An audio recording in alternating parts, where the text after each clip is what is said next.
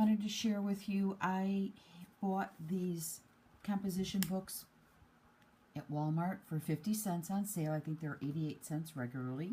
These are the smaller composition books. They're 7 3/4 by 5 1/2. They make great journals.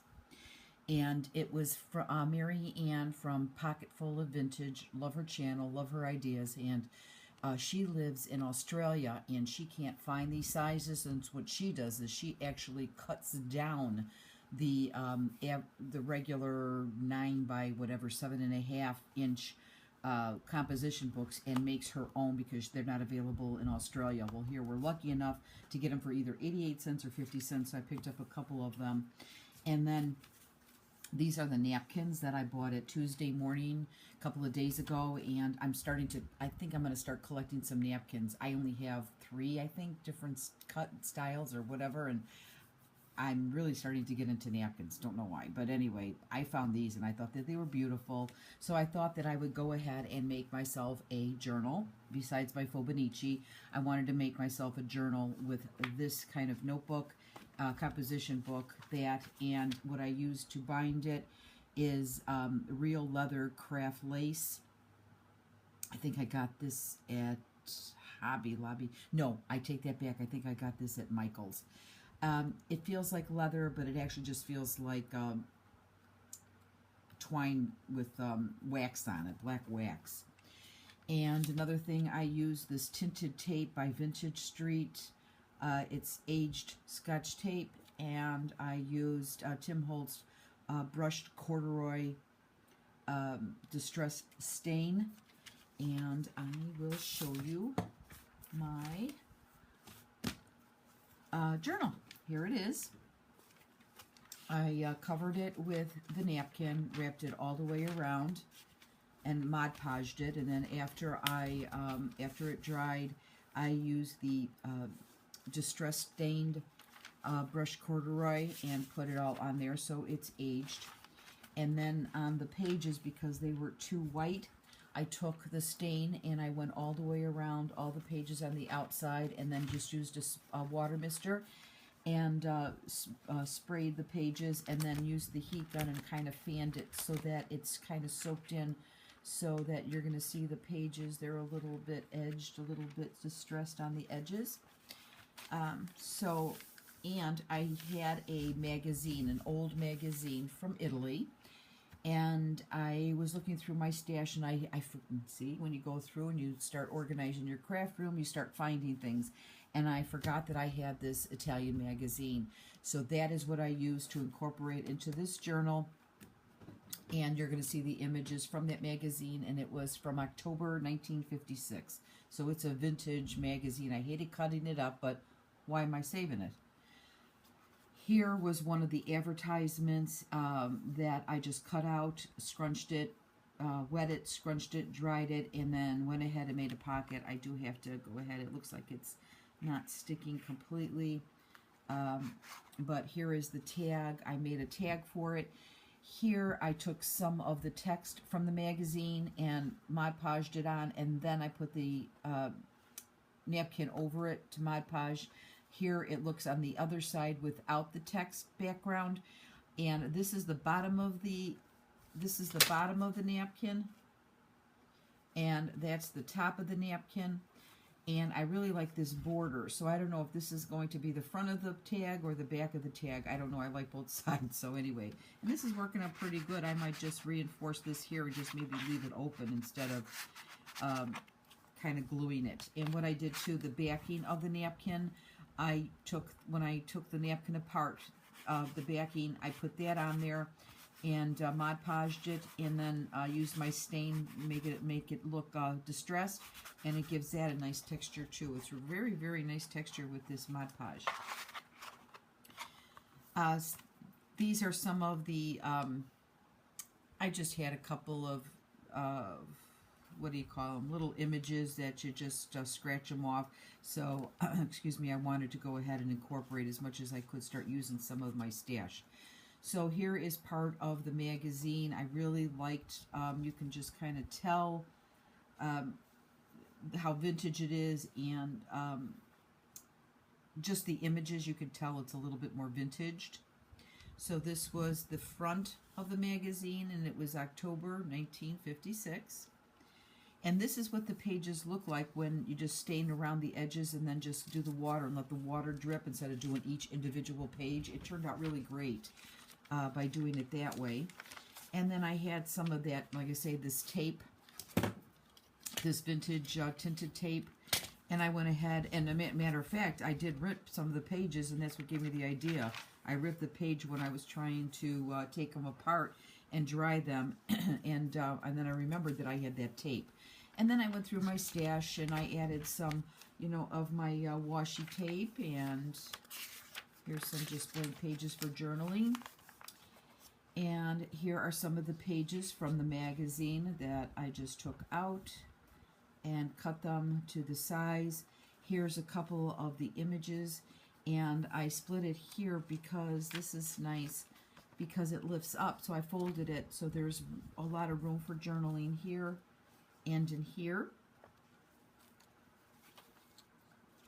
And then let's go through this pretty fast. And so here's some more of my washi tapes. Here's a tag that I had, and I just added that vintage tape here. I really, this is a bag. I'll add probably a tag or something there. This image was, I thought this was so cool. Let me see if you can see the whole thing. It's a pretty long image here. There it is. I think you can see it. This was a 2-page spread, and I really liked this image. So what I did is I took it out of the magazine, and then I just pasted it together to make it one image. I don't know what it means because it's in Italian, but I did like the image, so I left it just as is. Here in my stash, I have one of those paper bags, so there it is. I might cut this top off or this top and add another tag maybe later on. I did start prepping some of my pages so I can just start journaling in them. Here's one that I actually taped together, which I didn't mean to do, but that's okay. Here and here I grabbed 2 pages, which, no big deal. There it is. Go real fast. Just blank pages for journaling. Added some different kinds of washi tape here and there. These are those little stickers from the Dollar Tree. Added those because of the butterflies. I could probably distress it if I want, but I'm just going to leave it as is for right now. Here's one of those other bags that I had, and in my stash I had a couple of tags, so I incorporated that in here. Here's another part of the magazine. These images, like I say, are just gorgeous. And apparently this means October, whatever this is. And because this is tissue paper, the tissue paper was covering those images. You'll see more of those photos. And what I did is I enforced the tissue with some washi tape and where the fold is. Here's another one of those scratch-off decals. Again, here I added, here's that washi tape to reinforce.